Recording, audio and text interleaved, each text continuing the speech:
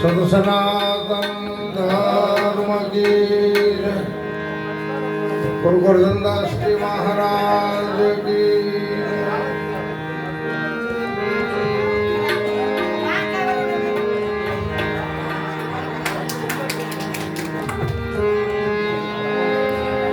ગુરુના ગુણને સુવર્ણ મુખેથી કહું તો જેનું માપન આવે।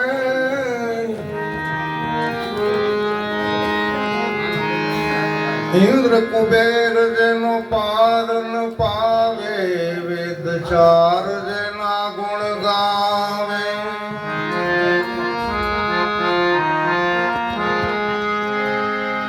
અગમ ઘરમાયા પેર મેરયા બેહદ બાર નિવત લાવે। દાસ સવાન ગુરુ ભૂલગરજી મળ્યા, ચરણ પ્રતાપથી ગુણ ગાવે।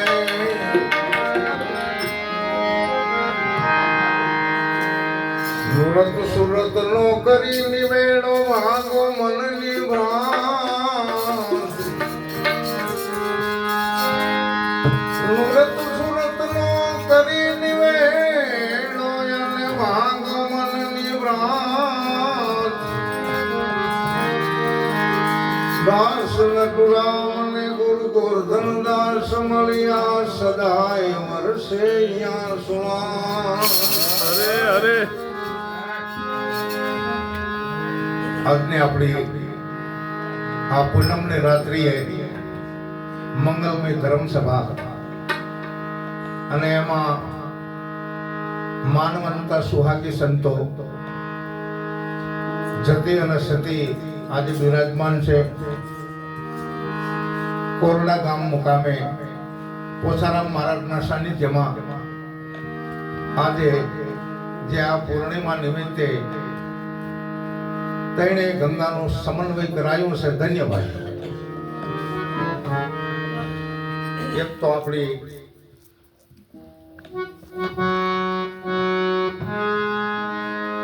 આ ભાગીરથ ગંગા કે જે ભોજન સમાજ અને ભજન સત્સંગ, એને પણ ગંગા કહેવાય।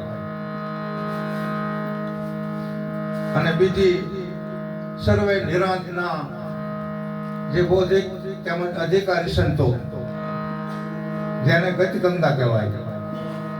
ત્રીજી સર્વે સંતોના મુખમાંથી આપણે આજે જ્ઞાન ગંગા સાંભળવાની છે। એ ત્રીજી જ્ઞાન ગંગા, ગતિ ગંગા અને ભાગીરથ ગંગાનો સમન્વય કોરડા મુકામે પોસારામ મહારાજના સાનિધ્યની અંદર આપણે બધે સર્વે એકત્ર થયા છીએ। અરસપરસ દર્શનનો લાભ છે, પણ સત્સંગ તારા તે જ ભજન તારા મારા વાલા। આરતી પછી જે રજૂઆત કરી રહ્યો છું, અને એ સત્સંગની ધારાને જાળવી રાખજો। ચાહે ભલે કોઈ ભજન ગાય, પણ ભજનની ધારાને જાળવી રાખજો, એવી મારી નમ્ર વિનંતી છે। કારણ કે આજ આનંદ, આજ વસવ, આજ નેનોમાં ને ચાલો સખી આપણે જ્યાં જઈએ જ્યાં કંચન વર્ષે મેં।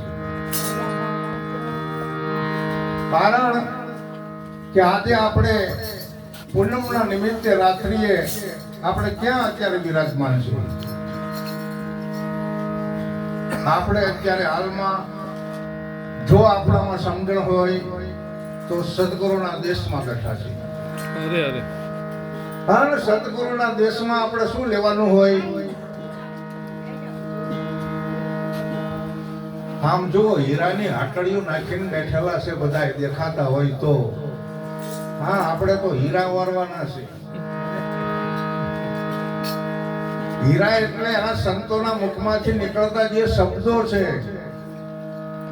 એ એક જ શબ્દ જો હૃદયની અંદર ઉતરી જશે, પણ હૃદયને શુદ્ધ કર્યું હશે તો ઉતરશે, નહીતર કાન હોરા નીકળી જાય। કારણ કે જે આપણા 21,600 શ્વાસા ચાલે છે રાતદીના, એ સદગુરુના અગમ દેશમાંથી શબ્દને ખેંચી અને આપણી નાભી કમળમાં પહોંચાડે છે, અને નાભી કમળમાં પહોંચાડી બંકનાલની બજારે થઈ આપણા મગજમાં તરવેણીની અંદર આવે છે, અને તરવેણીથી આવી અને આ ઉત્તર મુખથી એટલે આપણી જીભેથી શબ્દ બહાર પડે છે. ક્યાંથી આવે છે શબ્દ, ક્યાં સમાય છે? અરે શબ્દ સમાય છે આકાશમાં. આકાશ કોઈ દી શબ્દને છોડતું નથી. તો આપણે આકાશમાં શબ્દનો ઢગલો જોઈ શકતા નથી. હીરાનો ઢગલો જોવામાં આવે, પરંતુ જે કોઈ સંતોના મુખમાંથી નીકળતી જ્ઞાન ધારાના જે શબ્દો છે, એને આપણે એક શબ્દ જો હૃદયની અંદર ઉતરી જશે ને તો આપણો બેડો પાર થઈ જશે. અરે અરે ચાહે વાત કરે કે નામ રૂપ ગુણ થી પાર મારા સદગુરુ દેવ છે, આ પદ જો નિશ્ચય થાય એનો બેડો પાર છે. આમ વાતું તો આપણે સાંભળવી, ગાનારા ગાય ખરા,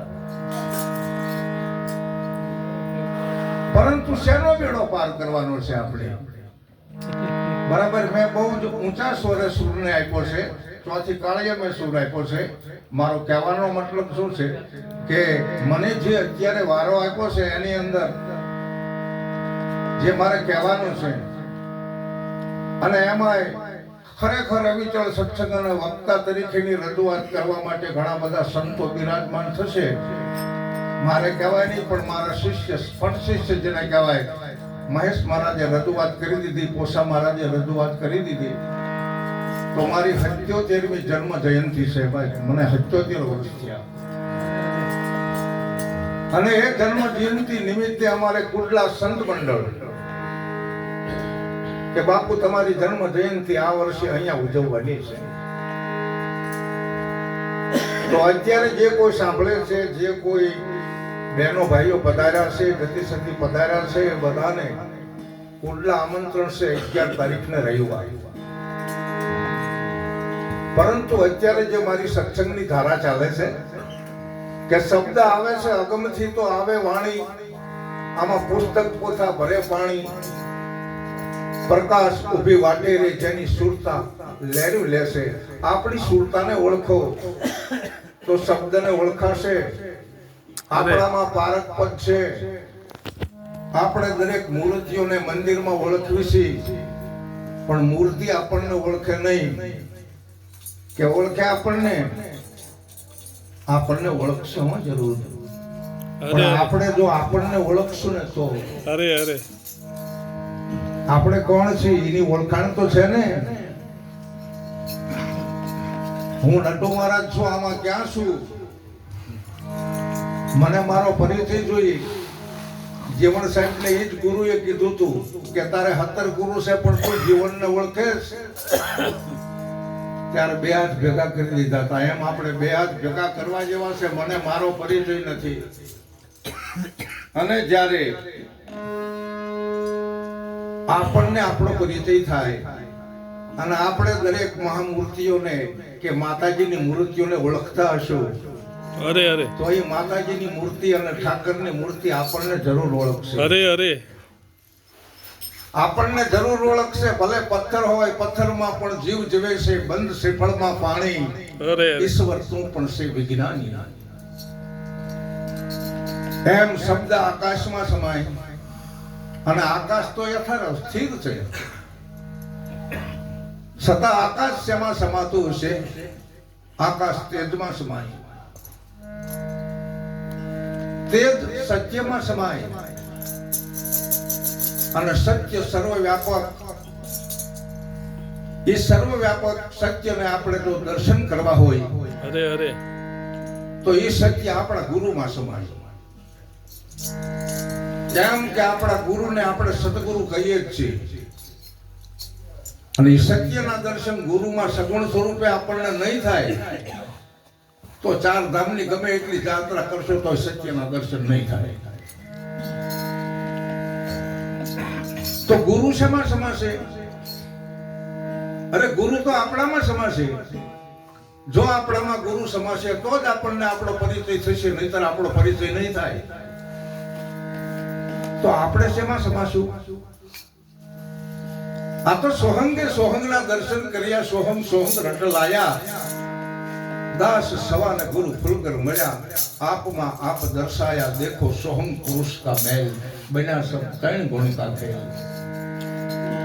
અરે આ સદગુરુ મહારાજે આપણને આ શરીર સોહમનો મહેલ બનાવી નાખી દીધો છે. અરે કંચન વર્ણનું શરીર બનાવી નાખી દીધું છે. મળ વિક્ષેપ અને આવરણ આનું ઉતારી નાખ્યું છે, અને પછી તન પાછું આપ્યું છે, મન પાછું આપ્યું છે, ધન પાછું આપ્યું છે. અને જો એ ધનને આપણે સારા ઉપયોગમાં ન વાપરવી, આ તનને સારા ઉપયોગમાં ન વાપરવી, અરે આ મનથી સારો વિચાર ન કરવી, તો આપણને નરક મળેલું જ છે ને. બસ તન મન અને ધનથી શું કરવું આ બધાને ખબર તો છે, જો વચનની યાદી હોય તો. અરે અરે અને જો વચન ચૂક્યા તો નક્કી 84 છે. હો, ઘણા બધા સંતો પધાર્યા છે. દેવારામ મહારાજ છે, ભરત મહારાજ છે, ધીરુરામ મહારાજ છે.